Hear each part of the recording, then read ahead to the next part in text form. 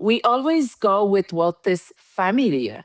So if we were loved in a certain way, or what we understood as love as little children, we will always look for that because that's in a way comfortable, even if it's painful. It is the familiarity that we unconsciously choose. And that's why we create relationships that are not healthy. Welcome to Project Loving Myself, the podcast where we dive deep into the messy, beautiful journey of self-discovery, self-love, and healing. I'm your host, Sanaya Gurnamal, relationship reinvention coach and love alchemist. Each week, we'll explore how to reclaim your power, rewrite your story, and create a life where you come first. Because the most important relationship you will ever have is the one with yourself. Are you ready to live a life powered by love? Let's start this journey together on Project Loving Myself. Welcome back to Project Loving Myself, where we explore the messy, beautiful journey of learning to love ourselves, especially through the hard moments. I want to start today with a few questions. Why is it that when love finally feels calm, consistent, real, something inside of you starts to pull away? Why does healthy love sometimes feel unfamiliar or even uncomfortable? Why do you overthink, shut down, or feel anxious, even when nothing is actually wrong? Because the truth is, you don't just experience love through your mind, you experience it through your body. And if love didn't feel safe before, your body remembers that, even when your heart wants something different. Because somewhere inside of you, there's a younger version of you who learned what love feels like. Maybe it didn't always feel safe. Sometimes you are still reacting from that place.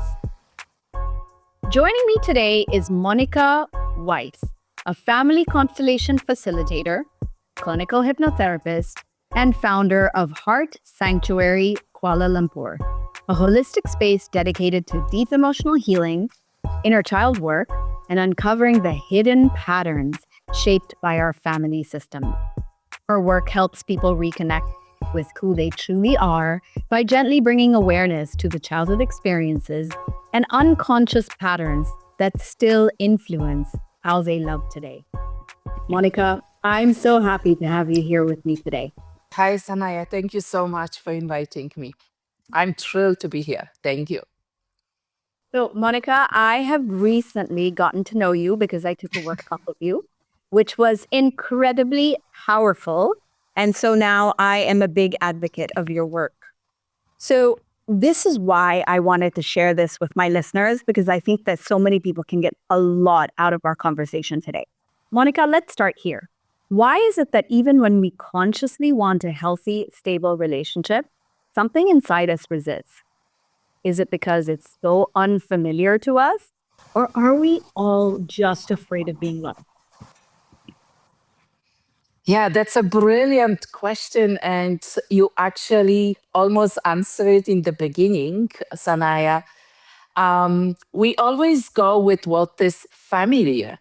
So if we were loved in a certain way, or what we understood as love as little children, we will always look for that because that's in a way comfortable, even if it's painful. It is the familiarity that we unconsciously choose.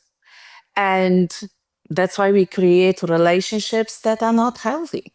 That's one of the reasons. Yeah, when we stick to our topic today about inner children and inner child, that's the reason. Yeah, we always go for what's familiar.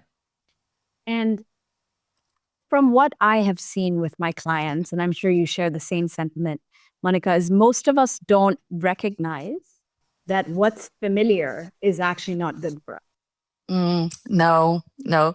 I think it's really when we become aware, more and more aware of what we really don't want first, of what we don't want.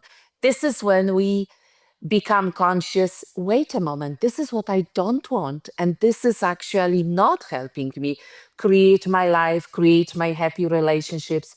And that's the moment I feel when we and other people, our clients, our friends, recognize this is not healthy. So even though that's something that I've been always familiar with, suddenly becomes like, this cannot be the only thing in life that I'm supposed to live, I'm supposed to experience. And that's the beginning of healing, in my opinion. That awareness, is that all? Or is there something else? It cannot be that that's all.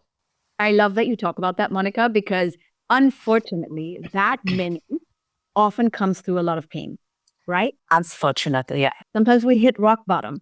Yep. Sometimes we are in a very painful breakup. Sometimes we get depressed or anxious or we have disease. It may look different for everyone, but there comes a point where you just are tired of living that kind of experience or life. And it takes disease, sickness, badness, heartbreak, some kind of major pain to get us there. Now, a very, very, I think, important question is there a different way to not repeat some of those painful experiences, some of what is familiar to us when it's not good for us? Is there a better way? Is there a different way to go about it? And I know I'm starting with a very loaded question at the start of our conversation, but it just came to me that let's set the stage already, because from the work you do, I know this is what you are sharing with everybody. There's a better way. So let's go straight to that. I think there is only a better way when we become aware that we are co-creator of our lives. If we have a deep-seated beliefs that everything is already kind of predestined and we have zero control, I don't think there is a better way, because then literally we may wake up when we fall deeply. But when we have at least a little bit of a belief that, yeah, I can actually create my life, my relationships, my my professional life, then we can start working towards it without touching the bottom of the pain. Because the moment we focus on becoming aware, becoming present in our body, listening to our body, listening to our narrative, listening to our emotions, this is the moment we can actually start healing from things that we may not even be aware that we are holding on to, that we have experienced just by being present and allowing it to be, allowing it to show itself. And we watch, we observe, we witness, we say yes to it. And through that deep acknowledgement, we can shift a lot of things. So that's how I see it. Yeah. Monica, one thing I learned from you is as human beings, we have a tendency to jump into things. We want to fix things. We want a solution. We want the answer. We're also impatient that, we want to just be done with it and move on to the next thing. And one of the things that I know I have experienced in your workshop is about just observing, right? How are you feeling? Why are you feeling this? What's happening in your body? Bringing your awareness to what's going on in every experience you're having, right? And that is the start of unpacking or unraveling what's really going on underneath, which I think is a very simple thing that anyone could do, is just to be quiet and pause and pay attention to how you're feeling in this experience, in this situation, in this conversation, in this moment, and let that awareness come in and give you maybe clues, information, guidance, and so on. So tell me where that realization came to you, or where that skill came to you. So, sure. So before I jump that, just a little something that I would like to share, because you mentioned we can all become quiet. But that's the point. Sometimes when we become quiet, it becomes so uncomfortable. So uncomfortable, because this is when all the pain starts coming up. So that's the reason many people, they are workaholics, they scroll the social media, they go shopping, because being quiet is actually really touching the pain. So although we all can do it, but for some people it really takes a lot of courage, a lot of courage. Yeah. Now, when did I have that realization? So honestly, I had it in two waves, I can call it. The first time when I started learning constellations, and I realized that even the worst trauma that happened in my family can be healed by witnessing how I feel about it, how the representatives of my family members felt about it. And just by witnessing and acknowledgement of that trauma and leaving it in the past, acknowledging that it happened 50 years ago and it has nothing to do with me, just that can have a profound effect on the healing in my daughter and in myself too, because it's a ripple effect. That was the first moment. And back in those days, it's more than 20 years ago, I thought, this is crazy. How can I just witness or observe something, not doing anything about it, right? Not putting a bandage on a wound, but just looking at it. And then suddenly there is a shift happening in my daughter's life, in my life, in our family life. So that was that first moment. And it was like a miracle. And that's what you witnessed in the workshop. How deep we were able to go with just a little bit of emotions, right? Yeah. And the second part was when I started learning about the inner child. So my journey was first the family constellation, so the generational trauma, ancestral healing, how we call it.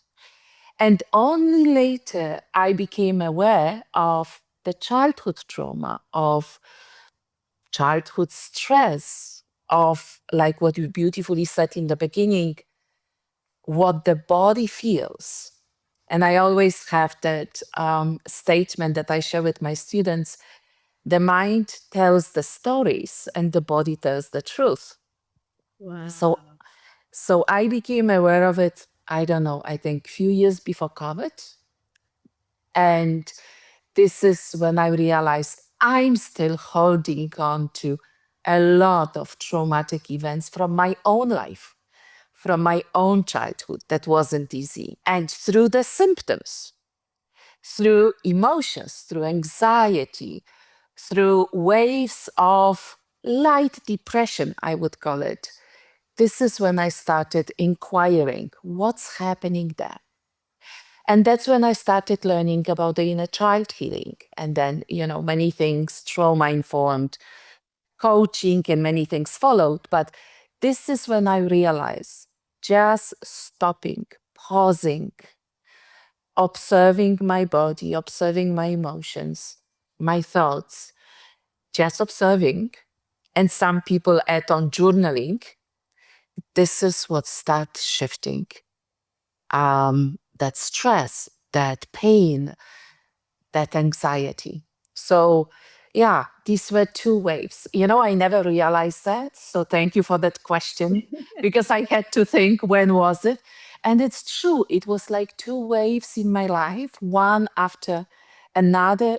One was generational trauma, one was my own trauma.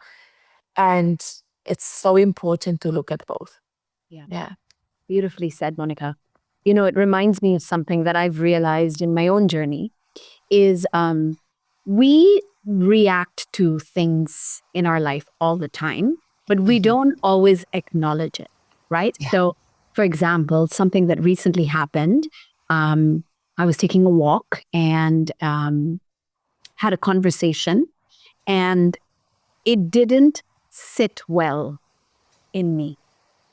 And in the background, there was this low hum of discomfort somewhere in my body. But then, I had to get the kids ready for dinner. I had to do this, I had to do that. Da, da, da. And, life happens and you're always so busy doing things. And when I went to bed that night, I sat with myself in silence and I said, okay, I have the time now. What was I feeling in that conversation? Why did I feel uncomfortable somewhere in my, for me, it was my gut is the first one to report comfort. And so I just had to say to myself, okay, I felt uncomfortable because this is something I've experienced before with this person. This is how it makes me feel. And I just needed to acknowledge it, witness it, observe. Okay, I reacted because of this. And in that moment, as soon as I knew what that feeling was about and why I was feeling it, it was released. Beautiful. Right? And this is something I also share with a lot of my students, that a lot of our emotions just need to be felt all the way through. Validated and processed. Exactly. And we don't need to judge it. We don't need to solve it. We don't need to, of course, healing is very powerful, but sometimes just the act of acknowledging, witnessing, recognizing, okay, this is how I felt. It's not wrong, right? It's just how I felt. And this is because very often in the childhood, we did not have that luxury. Our feelings were validated, right? So there is another quote that comes to my mind. Unfortunately, I don't remember by whom, but what we resist persists. And what we look at disappears. And that describes... Monika, say that again. Say that again. I need to give you drum roll. Okay, go ahead. What we resist persists, and what we look at disappears. And that's what you did, right? You just looked at that emotion, at that sensation in your body, at that feeling, and you acknowledged it. And boom, it just dissolves itself, right? So that's the beauty. And I totally agree, Sanaya, that, sometimes when there is a lot of stuff and patterns coming up, we need to do the healing. We need to dig a little bit deeper. Yeah, this acknowledgement is the first step, or the second. The first one is awareness, the second is acknowledgement. And then sometimes we need to dig deeper. But in some instances, just acknowledgement brings us to that moment of peace. Okay, now I know why I felt this way. And that's okay. Exactly. Absolutely. Yeah. Now, Monika, you've mentioned that love is experienced through the body and not just the mind. And essentially, our conversation is really illustrating, right? Can you explain, in the context of inner child healing, what our body holds on to in terms of our past experiences of love and safety? And then what happens to that? So we experienced this in childhood. Obviously, as you said, as a child, we weren't taught, we didn't know how to validate our feelings, right? So in the context of inner child healing, so then what happens? And why is this something we need to understand and deal with? Yeah, so the inner child is basically a part of ours that is still active within our nervous system and within our psyche.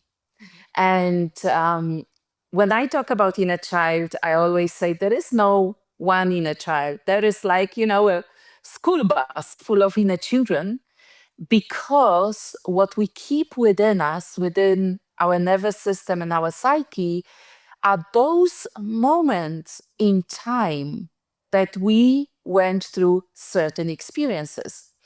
And there could be also amazing experiences, really the most joyful experience when maybe we were 4 and we were eating an ice cream in the most beautiful place, I don't know. And of course, the healing that we do is more on those experiences and those parts of ours that had unpleasant experiences. So, how does that happen that it gets stuck in the body? Why can we get triggered nowadays? And it's not really the adult us that, that is reacting, but it's the little child. So when our emotions in the past were not validated, when something happened, let's say I went to school, I got scolded by a teacher and it was unjust. So I didn't do anything, but I was scolded by the teacher. Of course, I got stressed. I went home and I shared it with my mother, just as an example. And she scolded me again. Instead of holding space for me, instead of comforting me, instead of validating how I felt. It's not even whether the teacher was right or wrong, but how I felt was validated or not. So if my mom or my father didn't validate my feeling, this is when that part of me got split in a way or got frozen in time. Now, if that happened more often, if this happened again and again and again, similar situation, doesn't have to be the same, then I, as a child, what do? I start learning a strategy to survive, a strategy to behave in a certain way. And of course, I also develop certain beliefs about myself and about my parents and about the world that helps me to kind of become familiar with the situation that I was living through. And that's exactly that familiarity that I may call love in the future. That's what I got. My mother dismissed me, but I know she loves me. So that means love is dismissal, just as an example. And all of this is stored in our nervous system. Our nervous system, it's, like in a computer, a big storage part, and everything is there. And that's the reason if I had something like this, if I come to you, Sanaya, and I share with you how I feel, and you dismiss me like my mother, I will probably not be able to behave normally and say, oh, yeah, I understand. You don't like what I'm saying, and I'm okay with it. But that inner child, that 7, 8 years old, would pop up, and I will go into the same feeling of not being seen, not being validated, not being acknowledged, and probably feeling judged or rejected or feeling that I'm not important. And that's what's happening all the time, every single day for people. Yeah. And for me as well sometimes. So, I'm still working on my inner child. it's it's really work in progress. Yeah. Yeah, I think it is a lifelong Yes. a lifelong journey. I think if we Yes. ever completely heal all our inner children, the school bus of the Yeah. inner children, as you mentioned, which I rightfully, that is said absolutely rightfully, because I have been doing inner child work for a long time myself, and I love doing inner child work because Yeah. every inner child that is healed within me makes me feel lighter, freer, and more in control of Yes. myself and my feelings. And I have to share this, Monica, because this conversation is so timely. It's so perfect. Because last night, my 4-year-old daughter, so I'm watching the inner child being formed, in front of me. And last night, my 4-year-old daughter was acting out with her nanny, okay, who is like our family member. She's someone who has been there since my second son. She's been part of our family for 8 years. She adores my children. And she was with my younger daughter. She's the nanny, my younger daughter. And my daughter was basically acting out with her and just, not being very nice. And she loves her, but she was just definitely throwing some kind of a tantrum. And of course, my first thought was to scold my daughter and say, how could you do that to someone you love?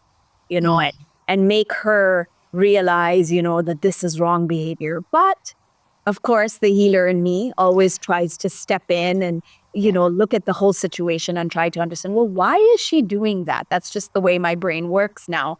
And I asked my daughter, I didn't say what you did is bad or good. I just asked her, how would you like to be? Would you like to be the type of person who is loving and kind and gentle? Or would you like to be the kind of person who hurts other people? Your choice. I love you no matter what. And of course, she said the kind one, And I said, okay, well, what would the kind one do? And she said, I would talk to my yaya, my nanny, and I would apologize. But then she started to go on, but she did this and da da da da. And I said, okay, that's fair. Yeah. Can you tell her that? And so she went and apologized and hugged her. And it was a beautiful moment. It really was. But then she told her nanny, you did this and you tried to keep me in the room and I didn't like this. And so she went into a whole story of why she got upset, my 4-year-old daughter. And of course, her nanny, the first thing she said, oh no, but I didn't do that. I didn't. So she got very defensive and essentially dismissed, as you said, what my daughter said as it's incorrect. That is not the right version of the story. And I stepped in and I said, you know what? It doesn't matter what really happened, what's right or what's wrong. It doesn't matter. It just matters that this is how Sahara felt. And this is how she experienced. That's right. What happened. And you know what, May? Let her tell you. Let her tell you. Just listen. Just listen and just understand what she's saying. It doesn't mean you did this or you did that or you're this. Okay? I wanted to make her feel like I still support you, but let's listen to what Sahara said and let's accept that this is how she felt. It's not wrong or right. Okay. We don't need to defend. We don't need to correct. We can say, okay, I understand. And I think that is all my daughter needed. That is to feel heard. Yeah, beautiful. And you know how wonderful it played in front of your eyes, because also defending ourselves, it's also the inner child coming up, right? So that's always in the conflict. And if we would just listen, witness, and validate, oh my goodness, we would have peace in the world. We would literally have peace in the world. I'm like, you have 4-year-old daughter. My kids are grown up. I'm like, I screw up big time when I was a young mother. But yeah, maybe, I have a chance later on to do it with their children. And that's all it's needed. That's all it's needed. Your daughter felt seen, heard. And yeah, I mean, our children at that age nowadays, they are so brilliant. They are so smart. They understand. They understand what we are saying. Yeah, beautiful. Thank you for sharing that. Of course, Monika. And that if we could do this in all our communication, right? Like it was a conversation between me and my husband, instead of needing to defend, like whether it's me or him, if we just listened all the time. And we're not able to do that every single time. But it, like you said, we are learning. We are learning. But I know that would turn the conversation into resolution a lot quicker if we just hear each other out, whether it's our husband, our children, our parents, everybody. We just hear each other. Okay, I hear you. And then that's it. Nothing more. No need to defend, no need to correct. And I know that a lot of women have the same complaint, is that they feel their partner doesn't listen to them, or their partner is always trying to fix things for them, but they just want to be heard, So it is something that is across the board, showing up in a lot of relationships. Yeah, absolutely. Absolutely. And that's why we do this work, right? And we start with ourselves, that we are listening to ourselves first. So for the woman who is feeling overwhelmed, anxious, triggered in her relationships, in her conversations with her partner or her children or anyone else, right? She doesn't understand where these emotions, these reactions, these responses are coming from. How does inner child work help her to no longer either feel these emotions or transform her relationships to a much smoother relationship? Tell me how inner child work would help. Well, it really helps by us. I say us because we are women, but that goes for men as well, actually. But by us becoming more aware, more conscious of what's happening. We know that we can only change something when we are aware there is a problem or there is something happening. If we are not aware, we can't do anything about it. So by pausing, by becoming quiet, by starting inquiring, where does that feeling come from? By becoming more aware that it's very often, whatever we are experiencing now, a reflection of our childhood, just by becoming aware and starting taking care of this part of ourselves. So basically, becoming a parent to our inner child, to that part in us that needs that comfort, that needs that validation. Just doing that on a regular basis makes us more whole. Now, guess what? When we are more whole, we actually don't have so many expectations. It doesn't mean that we have to do everything ourselves, but there is no expectation to the partner that they have to fix everything, that they have to understand us, because, well, maybe it's more important that we understand ourselves. Beautiful. You know, Sanaya, and this comes more from a constellation perspective, family constellation.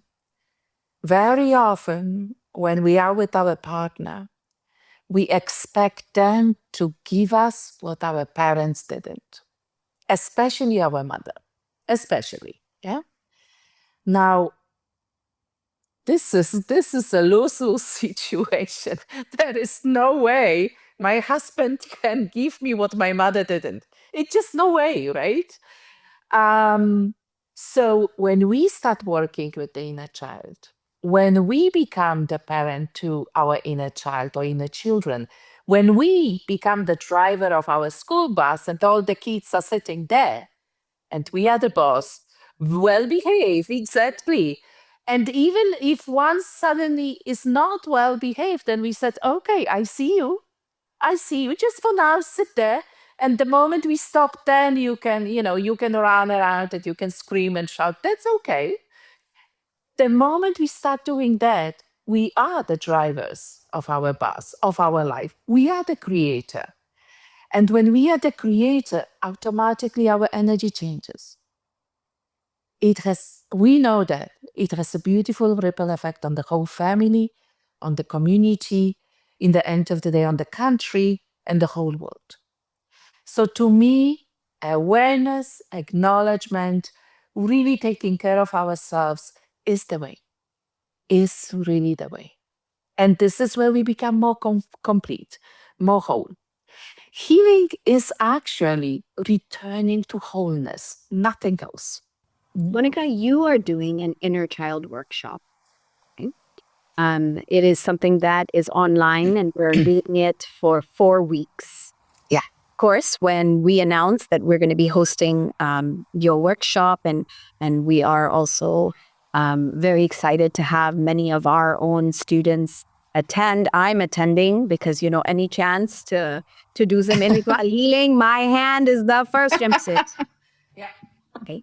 Wonderful. Now, just so people understand how inner child work happens, how it works essentially, talk to me about How do we go through this? Because right now, from what you're saying, it sounds like we pay attention, we see, we acknowledge, and that's it. But it's a lot deeper than that. So can you tell me a little bit through the context of this workshop you're running? Because that is the perfect way to explain what a person goes through over the course of 4 weeks with you, understanding, seeing, and healing that inner child.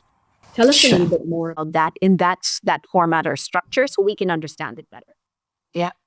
So, yes, in a nutshell, it is really about what I just shared. Be aware, acknowledge, witness, take care of your inner child, and we get better and better and better. We feel much better. But in that online workshop, what I do, I actually combine many different tools. That's why I love this workshop so much, because I also combine Family Constellation in it, which usually is not a part of inner child workshop. And Monika, I'm an inner child. Like I do a lot of inner child work, but because of your particular expertise of family constellation that I know is coming into this inner child work, that's why I'm like the first one to be like, oh my God, totally doing this. What makes it a little bit different, what you do? I know you have the blend of family constellation. Go ahead. It is different because to me, and that's absolutely just my personal opinion, family constellation is the foundation of any other healing. Any other healing. Because constellation deals with mother, father, and our ancestors. And I really believe we would not have any childhood trauma if there would not be generational trauma. Period. I really don't believe there would be such thing as childhood stress and trauma if there would not be anything before. So to me, that's a natural part of inner child healing that at least a little bit we look into it. We can't do too much, but we do blend it.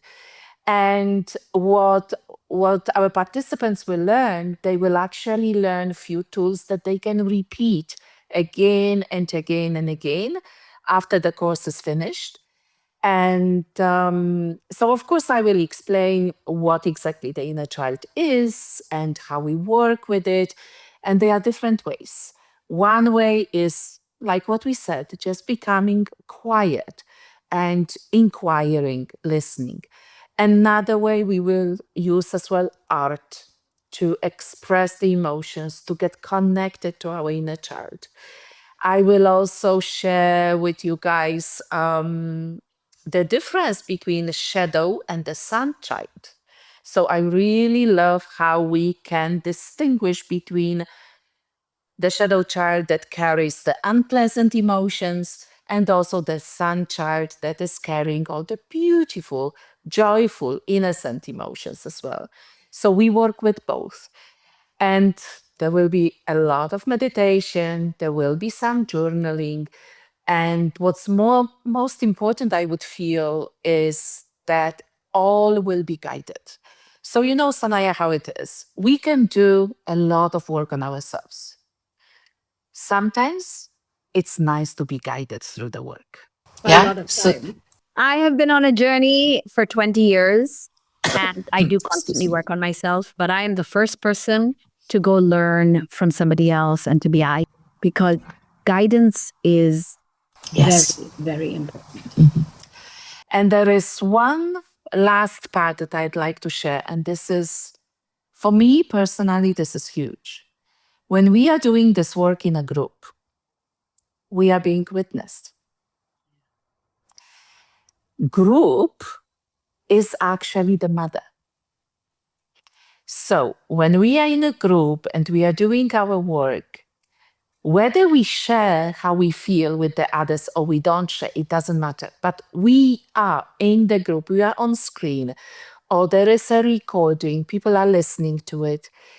It is like we are getting from all the participants what we did not get in the past. So imagine that group energy that is amplifying the process, the healing that is happening within us.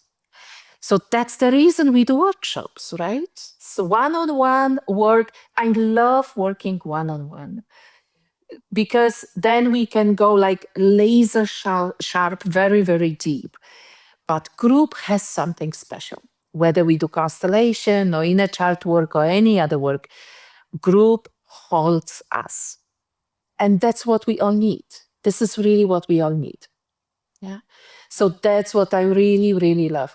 So yeah, there will be a lot of little techniques and tools that people can actually experience it. And not everything is for everyone. There are always preferences. But what I've seen from my students from the past workshops, they always chose few and they really kept doing it later. And this is just so valuable. And it's not only meditation, it's not only sitting and connecting to the inner child in quiet moment. There is so much more. There is writing, drawing, and the constellation, guided constellation, that I think it's absolutely worth it to join, and even to watch the recording if somebody cannot join at this time in life. Yeah. So it's basically 4 weeks, and Yes.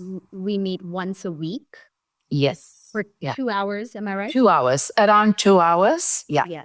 So this is like one cycle of one workshop. So Yes. we have one coming up right now, but in case someone cannot make this one, you do conduct this, Yeah. On a regular basis. Yeah. regular basis. Yes. Yeah. Whether you are interested in hopping on now, if you want to come in the future, if you feel called, this is something that is quite regular for Monika. And I highly recommend, this kind of work, because I did a 3-day family constellation workshop with Monika.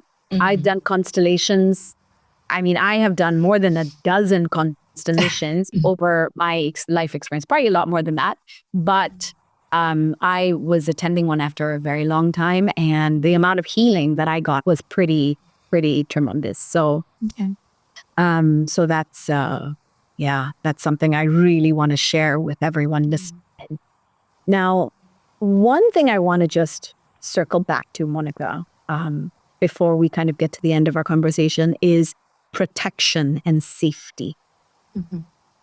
In my experience, the inner child work shows us that many of our choices, actions, reactions, conflicts in our life often get created because the inner child, or we are trying to do this for our inner child, it's out of a place of trying to protect ourselves, keep ourselves safe from something the inner child suffered through and the inner child experienced in a painful way.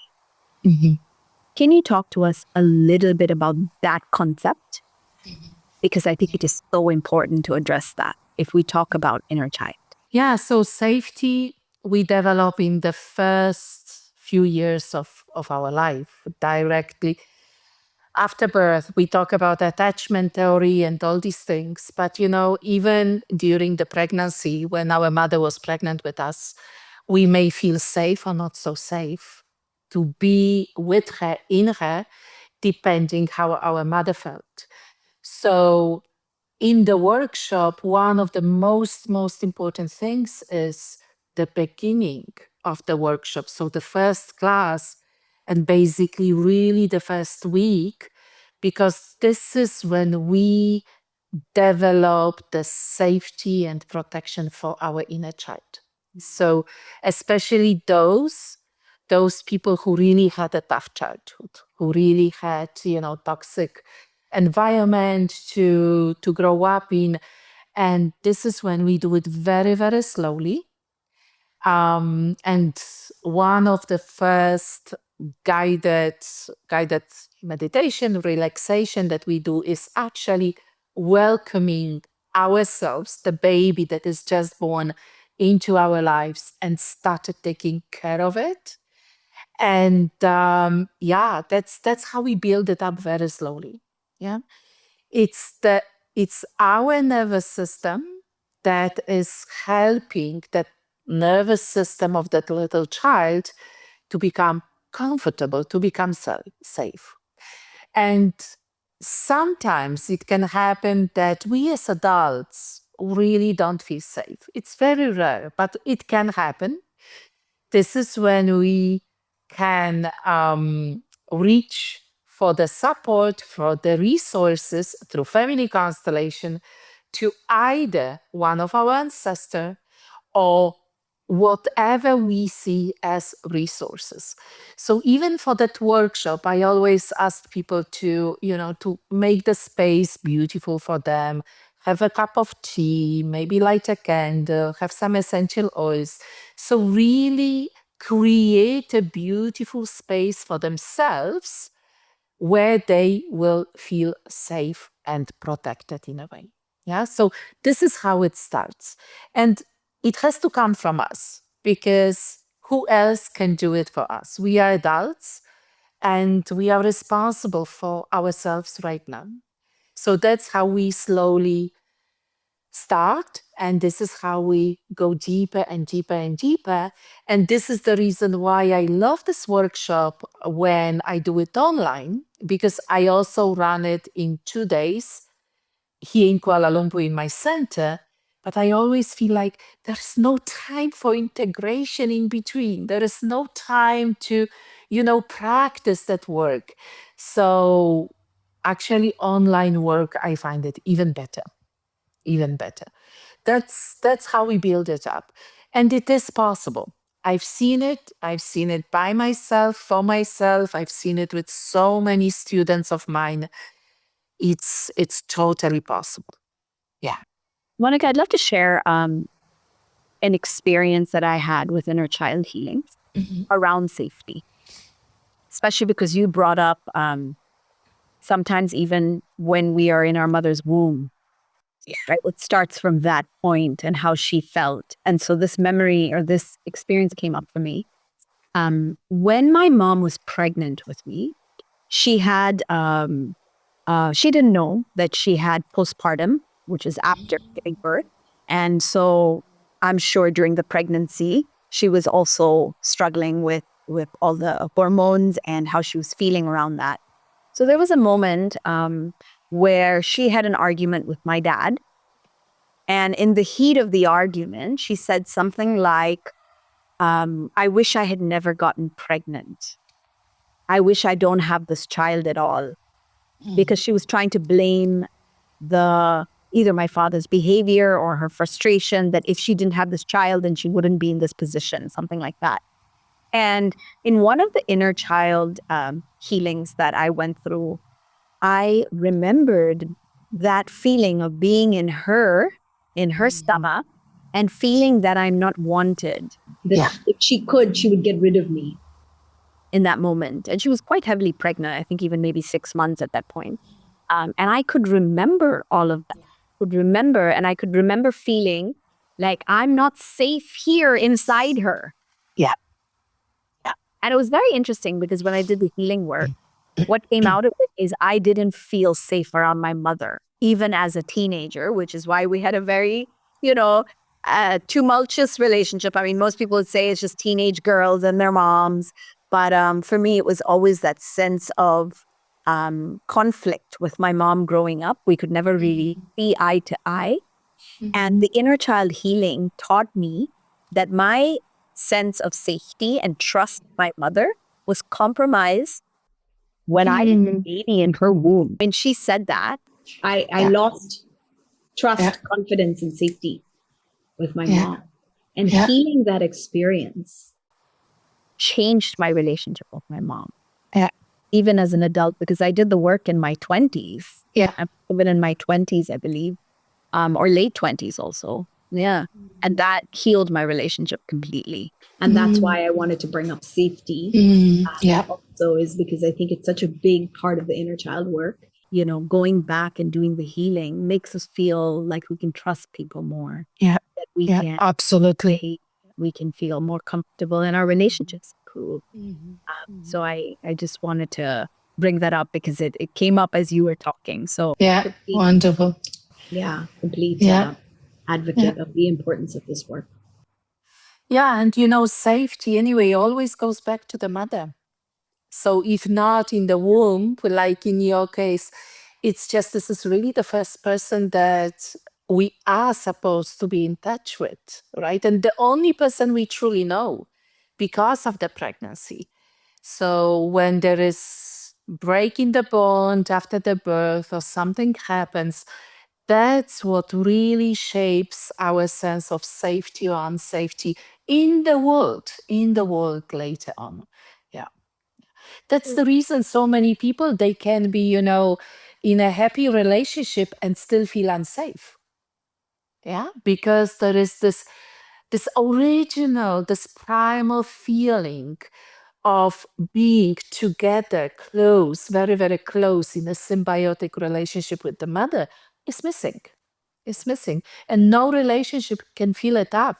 It's only what you went through, right? The awareness and the acknowledgement and the healing can actually change that. Exactly. That's how powerful this work is. And so we're basically answering the questions that we started today's episode with, right? Like, why do we feel that way? Why do we sometimes not feel safe or comfortable in our relationships? Why do we fear love or self-sabotage or shut down in our relationship? Why do we pull away? Why do we overthink? We could make a long list. Yes. How the way we behave today in our relationships can be traced back to broken bonds, painful experiences in our childhood. Often that may be around our relationship with our mother, as you said, it's where safety comes from, or our father, or anybody else that was present at that time. So, Monika, honestly, this was beautiful beyond my expectations for today's conversation. Yeah, I just add on. And the list that you just mentioned, we are making the same list, what everything can change. Exactly the long list as well when we do this work. Yeah, That's true. There's true. Totally. who we were because of it and who we became. Exactly. Exactly. Wow. Yeah. Wow. Monika, thank you so much for today. Thank you. Ask my guests for their Project Loving Myself mantra, a message about love, self-love that you'd like to share with our listeners. Is there something you'd like to say? After that, if you could also share, how people can follow you or get in touch with you. Yeah, thank you. Yeah, so the moment you said about mantra, it came to me what I think I shared it in the workshop in Manila. I belong to myself first. That's something that has been very, very healing for me. Because that says a lot about being authentic, being ourselves, living our life, our unique life, and not just according to the others' imagination. Yeah, and you can find me in Heart Sanctuary Kuala Lumpur, www.heartsanctuary.center, or monikawyss.com, and of course Instagram and Facebook. And I really love, Sanaya, the project, of loving yourself. And the inner child is just one way of getting there. That's so beautiful, that our love towards ourselves will absolutely grow through this work. So yeah, thank you so much for sharing this work and having me on your podcast. That brings us to the end of today's conversation with Monika Wyss, who reminds us that feeling safe in love isn't something you just stumble into. It's something you can create by doing the work, whether that looks like family constellation, inner child healing, or simply bearing witness to your emotions, to your feelings. Now, if there's one thing I hope you take away from today's conversation, it's this. Love isn't just about connection. It's about safety. And if safety was inconsistent, unpredictable, or missing in your early experiences of love, well, then your body learned how to protect you as it knew best. It started to guard you. It started to question love. It started to hold back. Because part of you wanted to protect yourself from future pain. Now, the healing begins when you stop trying to fix that part of yourself and start understanding it, start seeing it, observing it. listening to yourself, being there for yourself. Self-love isn't just about knowing your worth. It's about creating a relationship with yourself where every part of you feels safe to exist. As Peter Levine once said, the paradox of trauma is that it has both the power to destroy and the power to transform and resurrect, which is the perfect message for the Easter season. On that note, if you'd like to explore more of Monika's work, she's running a 4-week Healing the Inner Child online workshop. It will be for 4 weeks straight, every Monday for 2 hours, starting April 13th. To register, just email manila@thirdeyeonline.com. You'll also find the details in the episode description. Don't forget to follow Project Loving Myself so you never miss an episode. New conversations drop every week. Connect with me at Sanaya Gurnamal. And if this episode resonated, share it with someone who's ready to stop questioning love and start dropping into it. Until next time, you are loved.